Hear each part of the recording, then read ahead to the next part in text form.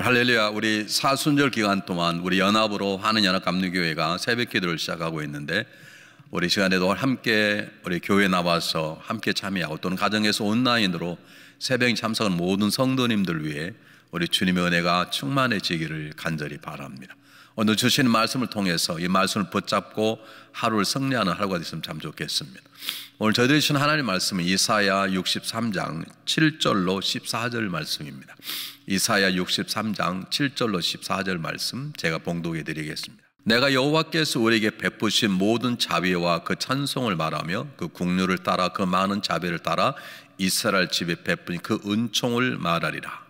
여호와께서 말씀하시되 그들은 실로 나의 백성이여 거짓 행치 아니하는 자녀라 하시고 그들의 구원자가 되사 그들의 모든 환난에 동참하사 자기 앞에 사자로 그들을 구원하시며 그 사랑과 그 국률로 그들을 구속하시고 옛적 모든 날에 그들을 드시지 않으셨으나 그들이 반역하여 주의 성실을 근심하였으므로 그가 돌이켜 그들의 대적이 되사 친히 그들을 치셨더니 백성이 옛적 모세의 날을 추억하여 가로되 백성과 양무리의 목자를 바다에서 올라오게 한 자가 이제 어디 계시뇨? 그들 중에 성신을 두신 자가 이제 어디 계시뇨? 그 영광의 팔을 모세 오른손과 함께 하시며 그 이름을 영영하게 하려 하사 그들 앞에서 물로 갈라지게 하시고 그들 깊음으로 인도하시되 말이 광야의 행함같이 넘어지지 않게 하신 자가 이제 어디 계시뇨? 여호와의 신이 그들로 골짜기로 내려가는 가축같이 편히 쉬게 하셨도다. 주께서 이같이 주의 백성을 인도하사 이름을 영화롭게 하셨나이다 하였느니라. 아멘. 오늘 본문의 말씀은 우리 한번 읽으면 읽을수록 정말 우리들에게 은혜가 되는 귀한 말씀입니다. 물론 하나님의 말씀 모두가 다 우리에게 생명이 되고 우리 자라게 하는 영의 양식이고 감기 기쁨이 되는 것인데, 오늘 이 본문의 모습을 보면 우리를 대하시는 하나님의 마음이 어떠신가, 그리고 우리를 대하시는 하나님의 행하심이 어떤 모습이었던가를 우리가 정확히 알 수 있는 굉장히 귀중한 본문입니다. 사실 오늘 주어가 바꿔졌습니다. 앞부분에 있는 본문하고 오늘 주가 내가라고 말하는 그 내가 하나님이 아니고 하나님 대신해서 이제 이사야가 얘기한다고 말할 수 있는데, 그러면서 하나님의 네 가지 마음, 하나님의 네 가지 마음을 우리에게 보여주고 있습니다. 제가 짧게 얘기를 하겠습니다. 첫 번째, 우리를 향하신 하나님의 마음을 우리가 알 수 있습니다. 두 번째는 이런 하나님의 은혜를 받고도 하나님 떠나버렸던 인간의 잘못된 어리석은 모습을 얘기하고 있고, 세 번째는 하나님의 전능하심, 하나님의 사랑하심 얘기하고 있고, 네 번째는 그러므로 하나님 우리에게 뭘 원하시는지를 보여주는 짤막한 구절입니다. 근데 굉장히 깊이 있는 구절입니다. 제일 첫 번째, 오늘 성경 본문은 우리에게 구절까지 뭐라고 말씀하시냐면, 우리를 사랑하셨던 하나님의 사랑을 그냥 사랑하셨다고 말하지 않고 하나님 어떻게 우리를 사랑하셨는지를 우리가 말씀해 주는, 하나님 은혜가 어떻게 우리 가운데 작동이 되고 있었는지를 말씀해 주는데, 우리 구절을 한번 보겠습니다.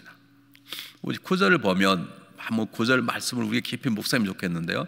그들의 모든 환난에 동참하사 자기 앞에 사자로 그들을 구원하시며 그 사랑과 긍휼로 그들을 구속하시고 옛적 모든 날에 그들을 드시며 안으셨느니라 그랬어요. 잘 보십시오. 저게 무슨 말이냐면, 우리가 가끔 가정에 붙여놓는 뭐 성화나 또는 성시 같은 거 보면 머리 위에 발자국, footprints in the sand라고 하는 그 작자 미상의 짧은 글이 있습니다. 어느 한 신앙인이 꿈을 꿨는데 꿈속에서 하나님과 해변가를 걷는 꿈을 꾸게 되었습니다. 근데 한참 가다가 되돌아보니까 있어야 될 두 발자국에 한 발자국만 있는 것이었습니다. 이 사람 생각해 보니까 자기가 가장 어려울 때였습니다. 자기가 즐겁고 행복할 때는 하나님과 동행하는 삶을 느꼈는데, 정말 자기가 힘들고 어려울 때 가만히 보니까 자기 혼자 걸어왔다는 걸 생각이 되어서 그가 하나님을 찾아서 물었다면, 하나님, 제가 정말 어렵고 힘들고 고통스러울 때 왜 하나님 저와 함께 하지 않고 저기 보이는 바다에 있는 모래 발자국처럼 왜 저만 함께 걷게 하셨습니까? 이렇게 하나님께 투정을 벌였다는 거죠. 그때 하나님께서 말씀하시기를, 얘야, 내가 너를 떠나 있는 게 아니라 너 가장 힘들 때 내가 너를 안고 업고 걸었느니라. 그게 모래 위에 발자국이 나는 작제 미상의 신. 오늘 본문 내용과 같지 않습니까? 옛적에 내가 너를 정말 들고 업고 너희 환난 때 내가 너와 함께 어려움을 당했다고 말씀하시는 거죠. 하나님 우리의 삶의 고통 속에 함께 하셨다는 가장 중요한 증거가 무엇이냐면 십자가에 달리신 예수 그리스도이십니다. 우리 얼마나 추한 모습으로 살았는지 우리 함께 하셨던 하나님께 직접 십자가에 달리셨습니다. 그리고 우리가 감당해야 될 죄의 무거운 짐을 그분이 친히 감당하여 우리의 환난당할 환난을 그분이 함께 당한 것이죠. 여러분 창세기 39장에 보면 요셉이 보디발의 집에 팔려가서 억울한 노예 생활을 하는데 성경에 가장 많이 등장하는 단어는 여호와께서 그와 함께 하심으로, 심지어는 요셉이 억울한 누명을 쓰고 감옥에 들어갔을 때에도 여호와께 함께 그의 은혜를 베푸심으로 간수장의 은혜를 받아 그 안에서 요셉이 굉장히 귀한 일을 하였다고 말합니다. 하나님은 감옥까지도 같이 가주시는 분이십니다. 이게 우리를 사랑하시는 하나님의 모습입니다. 우리 한 번쯤 생각해 봐야 됩니다. 저게 진정한 진리고 성경에 강조하는 강조점이라면 하나님 분명히 나와 함께 계시는데 하나님 내가 함께 계시다는 걸 정말 믿어지면 아멘이라 그러면 나에게 어떤 변화가 있는 것이 한번 물으셔야 됩니다. 여러분 우리는 사람이 혼자 있을 때 가장 솔직합니다. 혼자 있을 때 가장 편한 데 안고자 않습니다. 그런데 내 앞에 누군가가 있으면 설사 내 식구라 하더라도 누군가 있으면 우리는 조심합니다. 좀 거리가 먼 사람이 있으면 더 조심합니다.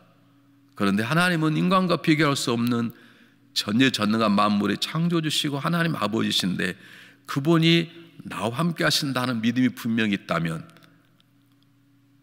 우리 지금 이렇게 살아도 되는 건가? 정말 내가 하나님 함께 하심을 믿고 살아가는 사람인가? 한번 생각해 보았으면 좋겠습니다. 자, 두 번째 본문이 뭐냐면 하나님 우리를 그렇게 사랑하셔서 우리의 환난 속에 함께 하시고 어려운 가운데 그분이 우리를 안으시고 업고 걸으셨는데 그를 불구하고 우리 인간이 하나님을 배반했다는 것입니다. 여러분 굉장히 중요합니다. 한번 10절 한번 보실까요? 10절에 뭐라고 나오니 보세요. 그들이 반역하여 주의 성신을 금식하였으므로 그가 돌이켜 그들의 대적이 되사 친히 그들을 치셨더라. 성령을 금식했다는 그들의 삶 속에 함께 하시면서 하나님의 마음으로 그들을 만져주시고 하나님의 지혜로 그들을 인도하시고 하나님의 능력으로 갈 길을 보여주던 성령님을 금식케 하셨던 사람들이 했던 사람 누구냐면 바로 우리라는 것입니다. 여러분 저 글을 그들이라고 얘기해버리면 사실 우리에게 와닿는 게 없습니다. 내가 합니다. 우리가 합니다. 우리의 가정입니다. 우리의 성도들입니다. 바로 내가 주님을 지금도 배반하고 살지 않는가? 정말 내가 내 안에 계신 성령님을 근심케 하고 있지 않는가? 한번 헤아려 보십시오. 우리 이미 십자가 보혈로 구원받은 사람이기 때문에 우리가 좀 하나님 앞에 부끄럽게 살고 좀 하나님 앞에 거슬린 삶을 살아도 이스라엘 민족을 그렇게 내팽개치고 어려움 가운데 두셨던 것처럼 때로 우리를 그렇게 어렵게 하시는가? 그러지는 않으실 것입니다. 왜냐하면 우리는 하나님의 자녀가 되었고 이젠 거룩한 백성이 되었기 때문입니다. 그런데 저 중요한 것은 저 구절 속에 성령님을 금식하셨다는 거예요. 근심하게. 여러분 우리가 구원받은 사람이 되었다면 때로 넘어지고 쓰러져도 우리를 버리지 않을 것입니다. 그러나 때로 그러한 삶이 내 안에 계신 성령님을 근심케 할 수 있습니다. 내 안에 성령님을 회방하는 삶을 우리가 살아갈 수 있습니다.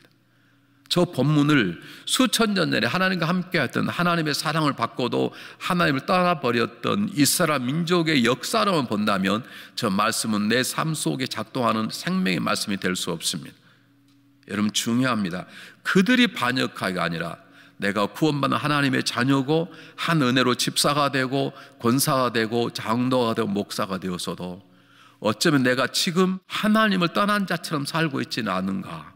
내가 지금도 분명히 내 안에 성령님이 계시는 건 틀림없는데 혹시 내가 성령을 근심케 하고 성령을 소멸케 하는 삶을 살고 있지 않은지 한번 깊이 생각해 봤으면 좋겠습니다.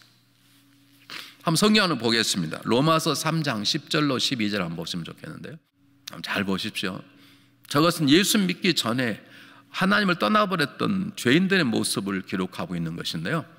기록한 바 의인은 없나니 하나도 없으며 깨닫는 자도 없고 하나님을 찾는 자도 없고 다 치우쳐 한 가지로 무익하게 되고 선을 향하는 자가 없나니 하나도 없다. 저렇게 단언합니다.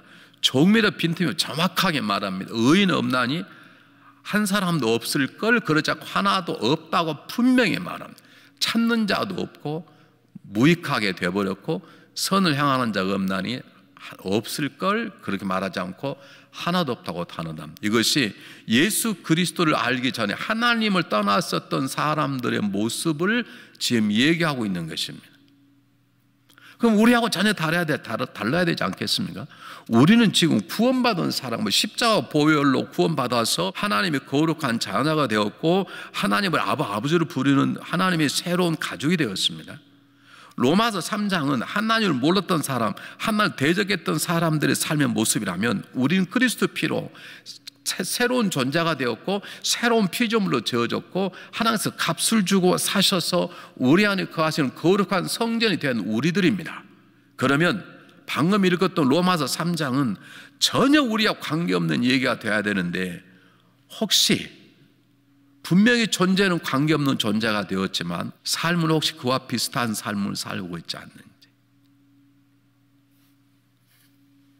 여러분 한번 다시 한번 보겠습니다. 로마서 3장 10절로 12절 한번 보십시오. 성경 한번 다시 한번 잘 보십시오. 기록한 의인은 하나도 없다. 우리는 의인입니다. 그리스도 십자가로 의인이 되었습니다. 깨닫는 자도 없고 자기 자신의 죄성을 깨닫는 자도 없고 하나님을 찾는 자도 없다. 보세요. 두 가지 가운데 나는 지금 스스로 깨달아지고 있는지, 내 존재의 가치를 알고 나의 귀중한 자존감을 알고 있는지, 그리고 하나님을 찾는 자가 없다 그랬는데 난 하나님을 찾고 있는지, 나는 기도하는 사람인지, 어떤 일을 할 때 하나님 뜻을 묻고 하는 것인지, 어떤 일을 할 때 하나님의 영광을 생각하고 있는 것인지. 이런 사순절을 그냥 보내는 거 아니지 않습니까? 한 가지로 치면 무익하게 되고 선 행하는 자가 없도다. 정말 내가 가치 있는 걸 하는 것인지, 가치 있다는 말은 세상에 말하는 가치가 아니라 하나님을 기쁘게 하고 하나님께 영광을 돌리고 하나님 나라를 확장해 나가는 일입니다. 그것을 선을 행한다고 말하면, 거꾸로 말하면 정말 내가 행하는 것이 하나님이 다 보고 계시기 때문에 하나님이 기뻐하시는 건가, 그리고 이것이 내 가정 속에, 우리 교육 속에 다른 사람의 걸 세우고 다른 사람을 유익케 하는 덕이 되는 존재인가를 한번 스스로 물어볼 필요가 있는 것입니다.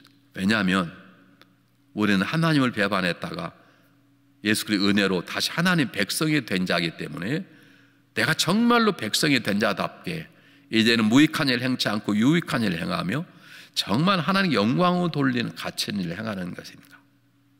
그리고 나는 정말 때때로 넘어진 내 모습을 깨닫고 있고 나는 하나님 앞에 엎드려 하나님을 찾고 하나님을 사모하는 기도 생활을 하고 있는지 한 번쯤 깊이 돌이켜볼 필요가 있는 것입니다. 세 번째입니다. 세 번째는 뭐라고 말하냐면 11절과 14절 한번 좀 길지만 읽어보겠습니다. 잘 보십시오. 백성이 옛적 모세의 날을 추억하여 가로되 백성과 양무리의 목자를 바다에서 올라오게 하신 자가 이제 어디 계시뇨? 그들 중에 성신을 두신 자가 이제 어디 계시뇨? 그 영광의 팔을 모세의 오른손과 함께 하시며 그 이름을 영영케 하려 하사 그들 앞에서 물로 갈아지게 하시고 그들을 기품으로 인도하시되 말이 광야의 생강같이 넘어지지 않게 하신 자가 어디 계시뇨? 여호와의 신이 그를 골짜기로 내려가는 가축같이 편히 쉬게 하셨도다. 주께 이같이 주의 백성을 인도하사 이름을 영화롭게 하셨나이다 하였느니라. 잘 보십시오. 지금 이스라엘 민족의 배역을 얘기하면서 너희는 하나님을 잊어버렸냐? 하나님 우리 어떤 존재냐? 하나님께서 우리 조상 모세 시대 때 우리 애굽에서 건져내신 분이 아니에요. 그냥 건져내셨느냐? 아니지 않느냐? 홍해를 가르신 분이 아니냐? 그리고 우리를 광야 같은 곳에서 저 물이 흐르는 계곡으로 내려가는 말처럼 달려갈 수 있도록 성령이 우리 함께하지 않았냐? 너 그 하나님을 기억하느냐? 이렇게 지금 이해하고 있는 것입니다. 뭘 말합니까? 하나님의 전능하심을 말하는 것이, 이스라엘 민족의 전능하심, 너는 이렇게 배반하고 살았지만 하나님께서 우리를 드러내셔서 우리를 구원해서 하나님의 전능하심을 알지 않냐라고 하는 하나님의 마음을 지금 대면하고 있는 것입니다. 하나님은 전능자이십니다. 어떻게 애굽에서 그 노예로 살아온 노예들이 나오는 것입니까? 애굽은 당대의 최고의 부강한 나라고 이스라엘 사람은 그들을 섬기는 종이었습니다. 그런데 그들이 어떻게 나올 수 있습니까? 이유는 하나입니다. 하나님의 전능하심 때문입니다. 어떻게 홍해가 갈라질 수 있습니까? 하나님의 전능하심 때문입니다. 그들이 광야를 건너고 가나안 땅에 어떻게 정착했습니까? 하나님의 전능하심 때문입니다. 하나님은 이사야를 통해서 말씀하시는 것입니다. 나의 전능함을 알지 않냐? 내가 너희를 위해서 못할 게 없지 않냐? 그리고 내가 너희를 사랑하는 줄 알지 않냐? 그러므로 너희들은 돌이켜 내게 오라라고 하는 하나님의 마음을 이사야가 증거하고 있는 것입니다. 그러므로 가장 중요한 마지막 메시지는 뭐냐면 이스라엘 회복을 원하던 하나님께로 돌아가자는 것입니다. 아버지께 다시 돌아가자는 것입니다. 홍해를 가르치는 그분 앞에 가서 그분의 뜻 앞에 순종하고 하나님을 붙잡고 하나님을 찾고 하나님을 의지하고 하나님을 기쁘시게 하는 삶을 살아드리자 라고 하는 하나님의 마음인 것입니다. 이사야 55장 7절 한번 보겠습니다. 한번 잘 보십시오. 악인은 그 길을 불의한 자는 그 생각을 버리고 여호와께 돌아오고 그리하면 그가 긍휼히 여기시리라. 우리 하나님께 나오라. 그가 너를 널리 용서하시리라. 아담과 이브가 하나님을 배역하고 에덴에서 축출을 당했지만 이스라엘 민족이 하나님을 배반해버렸지만 하나님은 이스라엘 민족을 때때로 사랑의 채찍을 들어서 어둠 가운데 고통 있게 하셨지만 결국 그들을 깨닫게 하시고 다시 부르시는 하나님의 사랑의 채찍이었거든요. 그리고 하나님의 정을 원하는 게 뭐냐면 그 길을 떠나 내게로 돌아오는 것이죠. 하나님, 우리가 하나님 앞에 돌아가기를 원하시는 것입니다. 뿐만 아닙니다. 성경 하나 더 보실까요? 마태복음 11장 28절 30절 말씀. 우리 너무나 잘 아는 본문인데요. 수고하고 무거운 짐진 자들아 다 내게로 오라. 내가 너희를 쉬게 하리라. 나는 마음이 온유하고 겸손하니 나의 멍에를 메고 내게 배우라. 그러면 너희 마음이 쉼을 얻으리라. 죄악 가운데 있는 사람들을 부르시는 것입니다. 무거운 짐을 지고 지쳐있고 신음하는 하나님의 백성들을 부르시는 것입니다. 하나님 말씀하시는 것입니다. 무거운 짐 가지고 쓰러져 있다고 불평하거나 좌절하지 말고 내게 나오라는 말입니다. 내게 와서 부르짖으라는 말입니다. 죄악이 있다고 죄가 지는 잠시 쾌락 속에 인생을 자포자기해버리고 나는 더 이상 구원받을 사람, 구원받지 못할 사람이라고 자살하고 그러지 말고 어떤 곳에 있든지 그저 얼마나 악한 자리니 관계없이 그곳을 떠나서 내게 와 나를 예배하고 나를 찾고 나를 기도하고 나에 대한 놀라운 영광스러운 삶을 살기를 원하면 하나님 우리를 그렇게 해주시겠다는 하나님의 사랑의 약속의 언약인 것입니다. 왜 하나님이 이렇게 말씀할 수 있습니까? 첫 번째, 하나님 우리를 사랑하시기 때문입니다. 두 번째, 사랑하실 뿐만 아니라 그분은 전능하시기 때문에 그리 할 수 있습니다. 우리는 아내를 사랑하고 남편을 사랑하고 자녀를 사랑해도 우리는 그렇게 할 수 없습니다. 왜냐하면 우리는 전능하지도 않고 우리는 사랑이 완벽하지도 않기 때문에 그렇습니다. 또한 하나님은 신실함, 한 번 하신 말씀을 변치 않고 지키시는 분이십니다. 하나님이 아침에 말씀하십니다. 내가 너를 사랑한다. 내가 너 어려울 때 내가 너를 안고 업고 지냈지 않냐? 그러므로 그 죄된 자리에서 불평하지 말고 좌절하지 말고 누구 탓이라고 다른 데 화살하지 말고 내게 나와 나를 찾으라. 내게 나와 기도하라. 내게 나와 무거운 짐을 내게 맡겨라. 그러면 내가 너희를 도와주리라. 그렇게 하나님께서 우리에게 외쳐 말씀하시는 것입니다. 하나님 지금도 우리를 기다리고 계십니다. 하나님 지금도 우리를 도우실 전능자의 자리에 지금도 서서 기다리고 계시는 것입니다. 오늘 하루 그분 앞에 달려나가 내 무거운 짐을 내려놓고 그분 앞에 진실된 눈물의 기도를 드려보는 귀한 시간 되었으면 참 좋겠습니다. 감사합니다.